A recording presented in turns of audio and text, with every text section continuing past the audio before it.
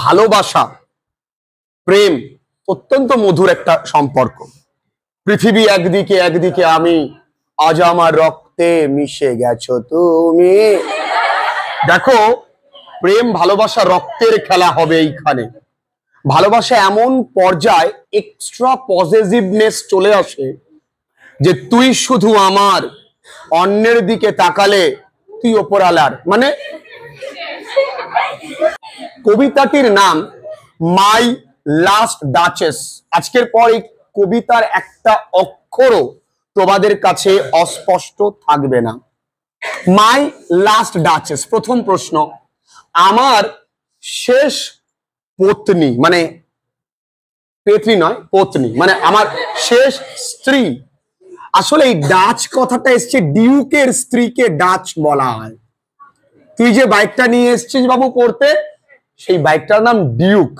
Duke মানে সম্রাট, আর এই ডিউকের স্ত্রীকে বলা হয় ডাচেস, ফেমিনিন জেন্ডার। তাহলে আমার শেষ স্ত্রী রানী, তার মানে তার আরো রানী আছে, শেষ। তাহলে আমারটা কে, আমিটা কে?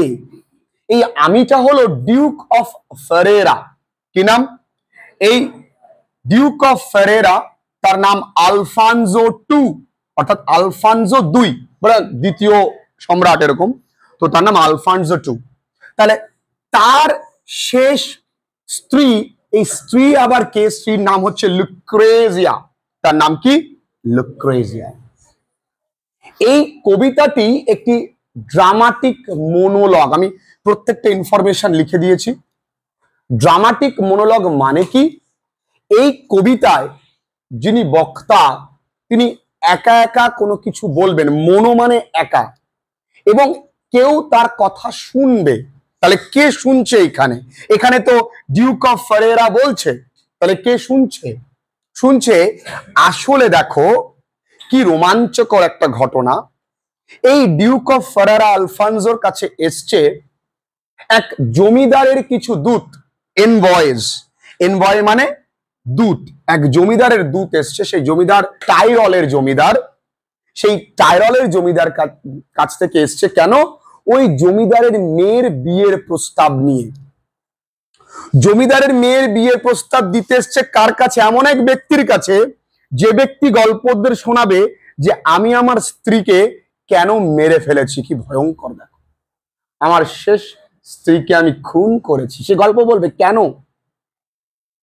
আসলে মেয়েদের এখনো একটা বস্তু হিসেবে ট্রিট করা হয়।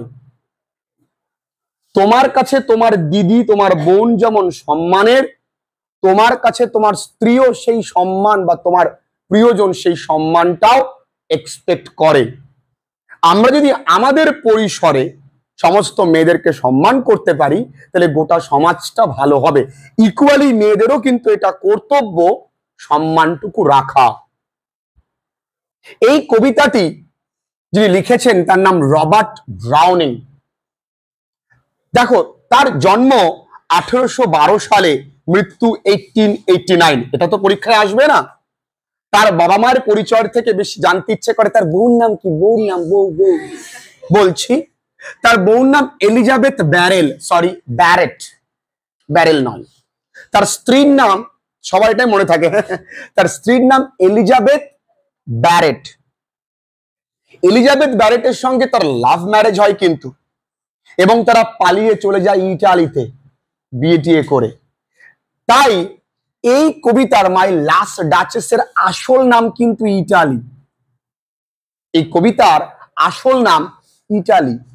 দেখো, প্রত্যেকটা লাইনের সঙ্গে প্রত্যেক লাইনের লিঙ্ক আছে। এবং এই কবিতাটি কোথা থেকে নেওয়া হয়? এই কবিতাটি নেওয়া হয় বেলস অ্যান্ড পমিগ্রেনেট নামক কাব্যগ্রন্থ থেকে।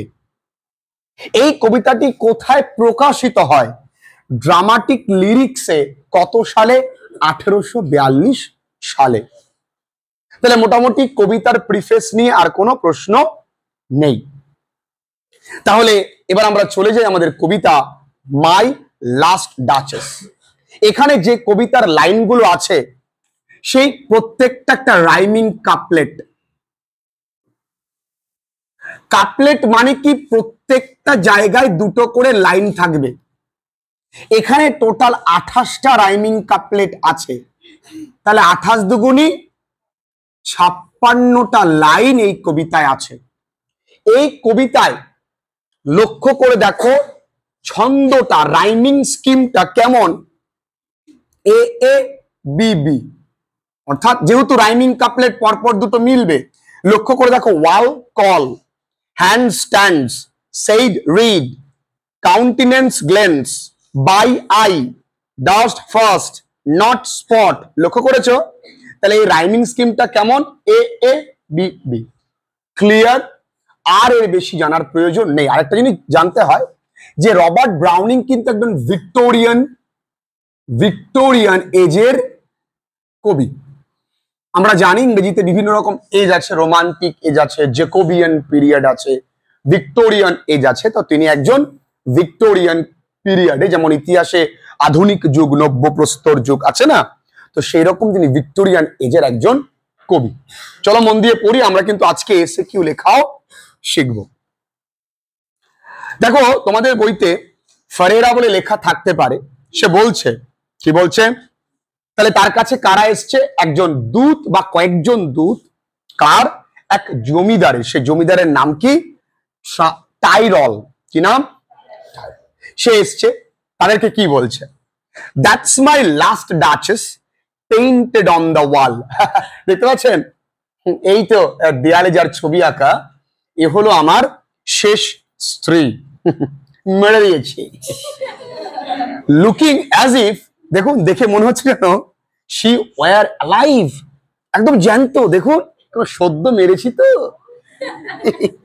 তাহলে দেখো এই শি ওয়ার অ্যালাইভ, এইটা আসলে একটা সাবজাংটিভ মুডের সেন্টেন্স। শি ওয়ার কোনোদিন হয়, শি ওয়াজ হয়। তাহলে যখন যেটা সম্ভব নয় সেটা বলা হয়, যেমন যদি আমি প্রধানমন্ত্রী হতাম, তাহলে if I were the PM of India, তাহলে আই ওয়ার সম্ভব নয়, কল্পনা, জ্যান্ত তো নয়। দেখো মনে হচ্ছে না একদম জ্যান্ত, আমার বই না জ্যান্ত প্রতিমা। I call that piece a wonder now, বলছে আমি এই ছবিটাকে এখন এক অবাক করা চিত্র নিদর্শন বলে মনে করি। দারুণ বলো? রাজারা দেখবে, রাজাদের নিজেদের প্রশংসা করবার জন্য ব্যস্ত থাকে। এই চিত্রটা দারুণ, প্রত্যেকটা লাইনের বাংলা মানে, যে কোনো মানে বইতে, যে কোনো সহায়িকায় তুমি পড়বে, কিচ্ছু বুঝতে পারবে না, আমি তোমাদেরকে প্রোভাইড করবো আমার নিজের লেখা মানে, চিন্তা নেই। ফ্রা প্যান্ডলফস হ্যান্ডস ওয়াকড বিজিলি আ ডে, তাহলে এই ছবিটা কে এঁকেছে? ফ্রা প্যান্ডলফ বলে একজন ইমাজিনেটিভ বা ইমাজিনারি চিত্রশিল্পী, তাকে এমনি তার নাম দেওয়া হয়েছে। সে ব্যক্তি কোনো ব্যস্ততম দিনে তাড়াহুড়ো করে ছবিটা এঁকেছে, তাই এত সুন্দর। যদি ধরে ধরে আঁকতো তাহলে কত সুন্দরই না হতো। এন্ড দেয়ার শি স্ট্যান্ড, এই যে দাঁড়িয়ে আছে, কি সুন্দর, আমি মেরে দিয়েছি। উইল ইট প্লিজ ইউ, আরে আপনাদের কি ভালো লাগছে? সিট এন্ড লুক, আর বসুন না, দেখুন, দেখবেন না, দেখুন, বসুন, দেখুন। I said for Pandlof by design, এই ডিজাইন মানে উইল, WILL। আমি ইচ্ছে করেই ফ্রা প্যান্ডলফের নাম নিলাম, কেন জানেন? For never read strangers like you. এই নেভার রিড মানে কখনোই বুঝবে না আপনাদের মতন আগন্তুক মানুষজনেরা, মানে যাদের চিত্র কুশলতার প্রতি কোনো সেন্স নেই, তারা না বুঝবে না এই ছবির কি মাহাত্ম্য। For never read strangers like you that pictured countenance, মানে যারা এই পিকচার্ড মানে দেখা, দেখে, এই কাউন্টিনেন্স মানে মুখমণ্ডল, মানে এই যে ছবিটার যে মুখ, আমরা যে প্রতিমা দর্শন করতে যাই সবার আগে কিন্তু তার প্রতিমার মুখখানি দেখি, কি সুন্দর, অপরূপ সুন্দর। তো এই মুখমণ্ডলটা তোমরা দেখছো, তোমরা বুঝতে পারবে না তোমাদের মতন মানুষেরা। The depth and passion of its earnest glance, এই তার চাহনিতে কি গভীরতা, কি ভালোবাসা তার এই চাহনিতে রয়েছে। আমার রানীর, শেষ রানীর চাহনিতে ছবিতে কিন্তু সেটা ফুটে উঠেছে। But to myself they turned, ছবিটা আঁকার পর তারা কিন্তু ছবিটা আমার দিকেই ফিরিয়ে দিয়ে, তারা যারা এঁকেছে তারা কিন্তু তাকায়নি। এইখানে রাজার চরিত্র আমরা পাবো। রাজার স্ত্রীর ছবির দিকে তাকানোর ক্ষমতা কারো নেই। তা আমার বউ যদি অন্য কারো দিকে তাকায়, তাকে আমি বাঁচিয়ে রাখবো? তো আমার দিকে ফিরিয়ে দিয়েছে। Since none puts by the curtain I have drawn for you but I, বলছে কারো ক্ষমতা নেই ওই ছবির সামনে যে পর্দাটা দেওয়া, সেই পর্দাটা সরাবে একমাত্র আমি ছাড়া। কারো ক্ষমতা নেই। যার তোকে যদি কেউ বলে যে আমার বাড়িতে কেউ যদি কাশে, তাকে আমি দূরছাই করে দিই, তখন তো হইলো আপনার কি কাশি পাচ্ছে না?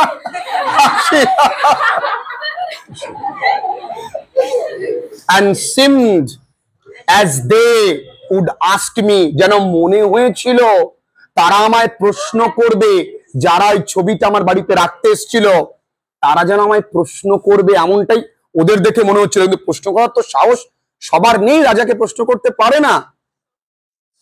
ইফ দে ডাস্ট, বন্ধু এই ডাস্ট একটা Latin আর্কেইক word.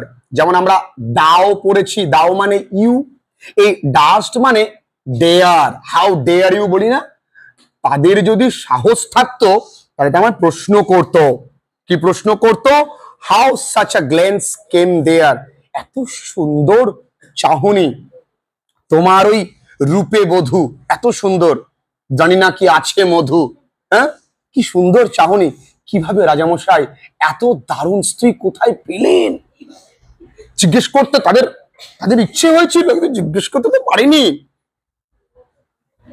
So not the first are you to turn and ask thus, আপনি প্রথম না যে এইভাবে আমার দিকে তাকিয়ে ফ্যাল ফ্যাল করে চেয়ে আছেন, আর আপনার চোখে মুখে একটা প্রশ্ন, কিভাবে, ক্যাসে, এত সুন্দর বউ আপনি প্রথম না, অনেক আগেই হয়েছিল। এবার রাজার আসল পরিচয় আমরা পাবো। Sir, it was not her husband's presence only, মহাশয় শুধুমাত্র তার স্বামীর উপস্থিতির কারণেই আমার স্ত্রীর এই ছবিটাতে এত সুন্দরতা নয়। আমার স্ত্রী এত সুন্দরভাবে হাসছে, তাকাচ্ছে তার স্বামীকে দেখে নয়। কারণটা কি দেখে, call that spot of joy, আমার স্ত্রী যখন হাসতো না, call the spot of joy, হাসলে তার গালে একটা টোল পড়তো। তো স্পট অফ জয় মানে টোল পড়া। দেখবেন ছবিটা টোল পড়ে আছে না, তাহলে আপনি ভাবছেন আমায় দেখে হেসে দিয়েছে, তাই না, কারণ অন্য।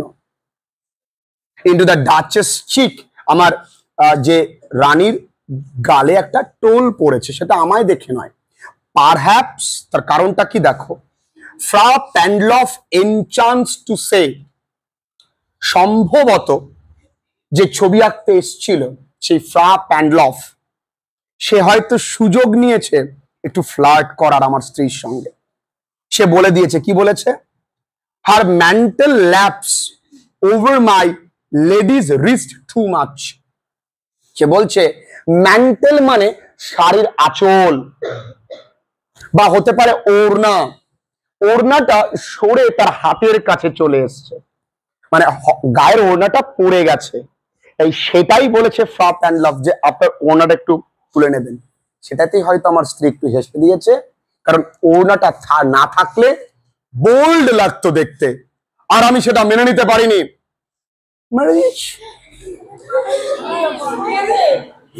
Or taint must never hope to reproduce the faint half flush.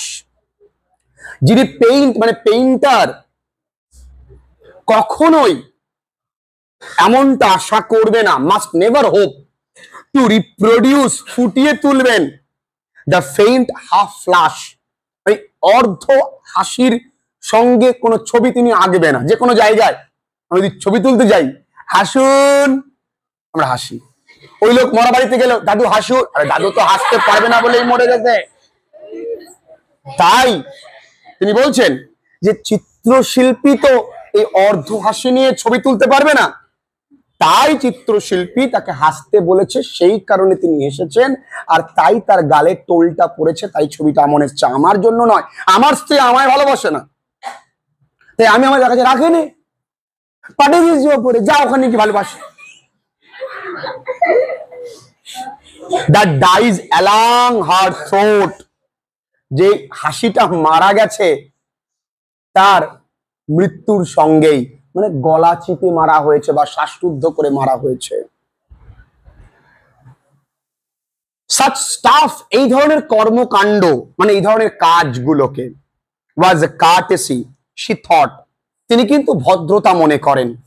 আমার স্ত্রী যদি কেউ আসে, যে কেউ কথা বললে হেসে কথা বলে, আবার আসবেন, ভালো থাকবেন, মানে দেখে ভালো আছে তো, এটা আমার সহ্য হয় না, এগুলো এত ভদ্রতা কিসের জন্য, হ্যাঁ আবার আসবেন না, আসলে ভালো হয়, এরকম আমার স্ত্রী, রাজার স্ত্রী।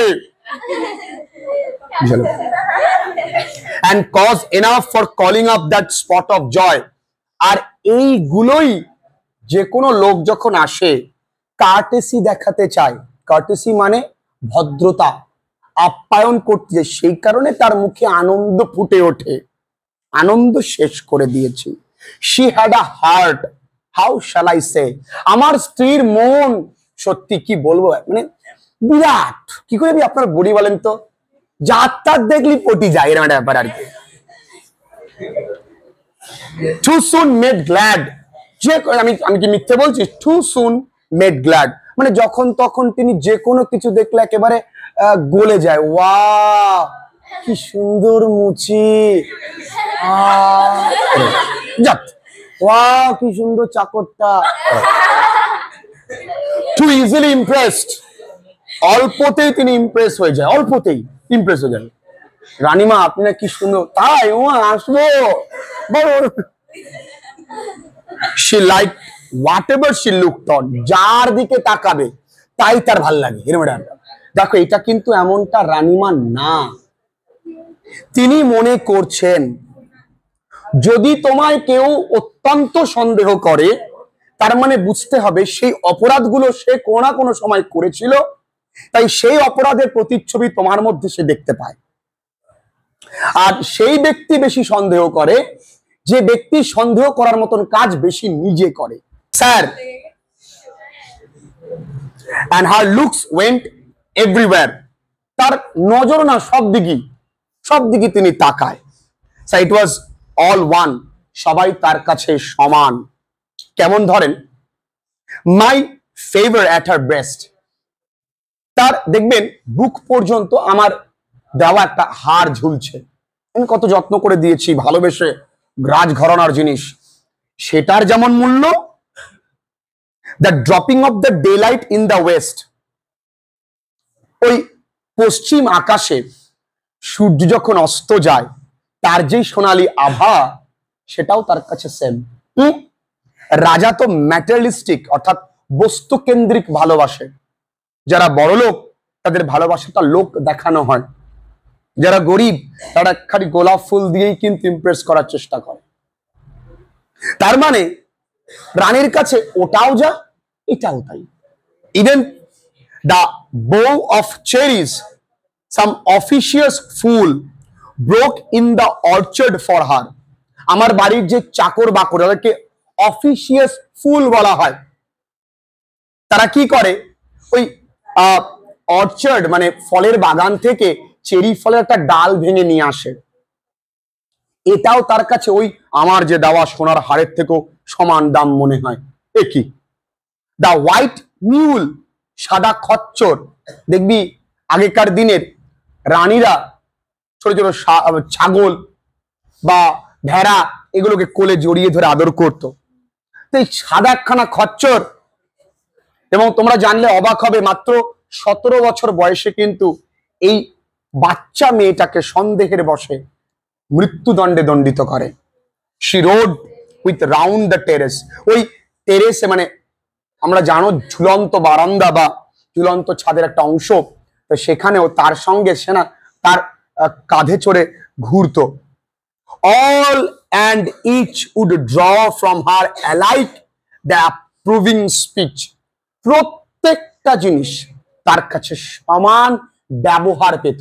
মানে খচ্চরকে তিনি যেমন ভালোবাসতেন, আমি কি খচ্চর দিয়েছি মেরে, বাড়ির চাকর বাকরদের সঙ্গেও তাই। আর এত সুন্দর সোনার হার আমি গিফট করলাম, হ্যাঁ, তারে বলছে এটা তুই উনি আকাশের দিকে তাকাচ্ছে, যা আকাশে চলে যেত ব্লাশ। এবং প্রত্যেকটা জিনিস দেখেই তিনি কিন্তু একই রকম ভাবে গদগদ একটা ব্যাপার হতো। Thank you. At least she thanked men. Good. সে সবাইকে ধন্যবাদ জানাতো, ভালো। But thanked somehow. তা ধন্যবাদ জানানোর ধরন কিভাবে জানাতো এটা আবার আসবেন। আমি সহ্য করতে পারিনি। I know not how. ভালো করে বোঝো, রাজা এখানে কি বলছে, আমি জানি না কিভাবে ধন্যবাদ জানাতে হয়, কারণ রাজা কখনো কারো কাছে ধন্যবাদ জ্ঞাপন করে না।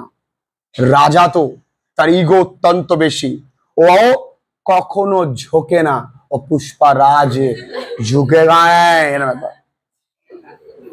As if she ranked my gift of 900 years old name with anybody's gift. আরে 900 বছর পুরনো পুস্তানি কোন উপহার। আগেকার দিনে রাজার বাড়িতে যদি কেউ বিয়ে হয়ে আসতো, রাজার ঠাকুমা ঠাকুমা ঠাকুমা ঠাকুমা এরকম করে একটা সোনার হার ছিল, সেইটা তাকে গিফট করা হতো। সেই গিফটের যা মূল্য, যদি কোনো বাড়ির চাকর বাকর তাকে কোনো গিফট দেয়, সেই মূল্য দেয়। তা তো মেনে নেব না। আমার মাথা গেছে, তা শেষ করে দেবো একদম। Who would stop to blame this sort of trifling? এই ট্রিফলিং মানে তুচ্ছ। কে কে ঝুঁকবে এই ছোটখাটো ব্যাপার নিয়ে? তাকে বোঝাতে কে যাবে? তাকে বোঝাতে যাওয়া মানে কি তার কাছে নত হওয়া না? শোনো, তুমি এমনটা করো না, এগুলো নত হচ্ছি তো, না না না, ঝুঁকে গানে। Even had you skill in speech, দেখুন দাদা, আপনারা যারা সামনে বসে আছেন, আপনাদের কথা বলতে আপনারা পারেন, আপনাদের স্কিল অফ টকিং আছে, আমার নাই, আমি কথা বলতে পারি না, আমি ডাইরেক্ট অ্যাকশন নিই, which I haven't। দেখেন আমার নেই। To make your will, যদি আপনারা চান, ধরেন আপনারা চাইলেন quite clear to such an one, কোন একটা বিষয় ধরুন আপনারা স্পষ্ট করবেন তার কাছে গিয়ে, হয় না যে তুই কোনো দোষ করেছিস, তোর প্রিয়জন তোকে বোঝাচ্ছে, তুই বুঝলি না, তোর বান্ধবী ও বান্ধবীকে দিয়ে তোকে বোঝালো, ও বান্ধবীকে ফোন করলে, শোন না একটু ওকে বোঝা না, তো বান্ধবী দিয়ে তোকে বোঝালো, শোন রাহুল কিন্তু খুব একটা খারাপ কিছু করেনি, তুই কিন্তু অতিরিক্ত করছিস, তুই বলছিস তাই।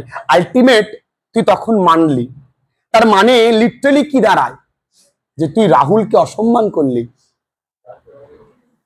এটাই মেনে নিতে পারিনি। ধরুন আপনি কোন একটা বিষয় নিয়ে তাকে বোঝাতে যাবেন, বললেন যে just this or that in you disgust me, বললেন যে দেখো তোমার মধ্যে এরকম কোনো আচরণ আমার পছন্দ হয়নি, হিয়ার ইউ মিস, তুমি একটু বেশি উপেক্ষা করেছো, বেশি ভাব দেখিয়েছো, or here exceed the rank, আর এমন হতে পারে যে তুমি তো মাত্রা ছাড়িয়ে আজকে কাজ করো, এরকম কিছুটা বোঝালেন যে দেখ তুই যা করেছিস অতিরিক্ত করেছিস, দোষটা তোরই, এরকম বোঝালেন।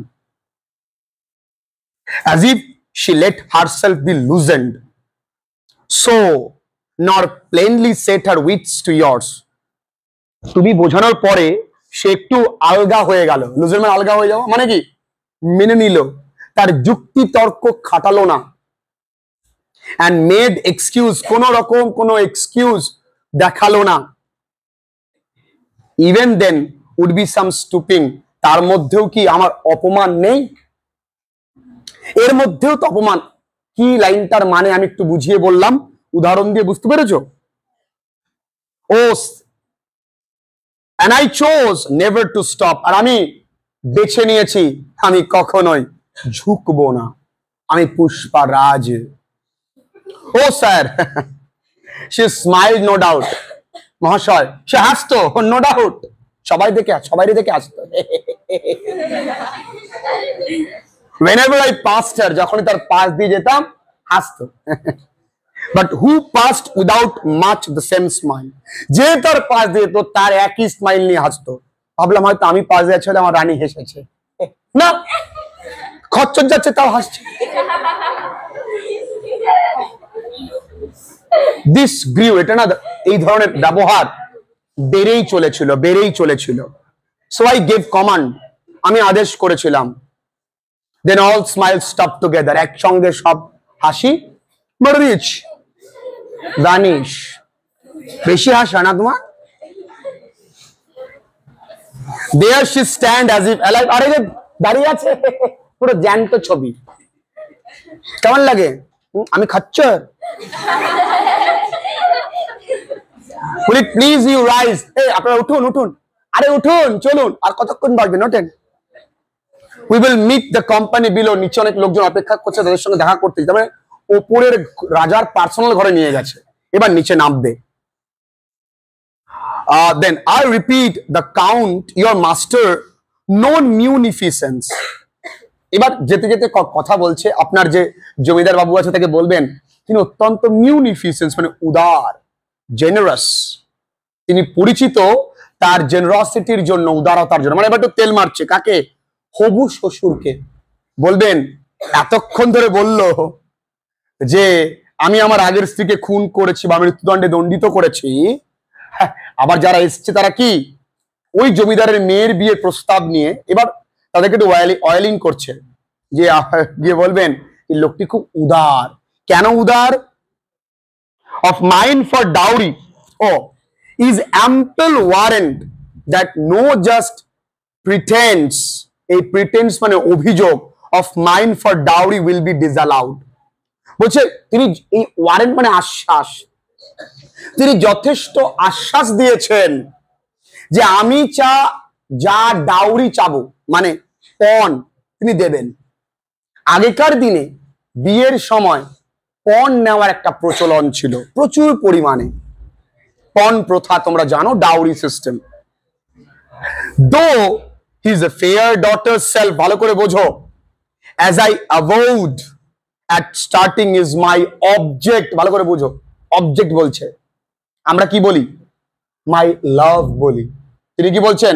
যদিও তার ওই সুন্দরী মেয়েটি, আমি শুরুতেই অ্যাভাউড মানে ঘোষণা করা, আমি শুরুতেই ঘোষণা করেছি আমার একমাত্র ভোগ্য বস্তু, আমার একমাত্র অবজেক্ট হচ্ছে মেয়েকে আমি চাই, এ মেয়ে মুঝে দে ঠাকুরের ব্যাপারে।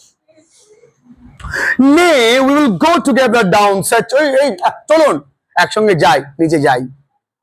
নোটিস, এবার যেতে যেতে আরো একখানি ছবি তিনি দেখালেন।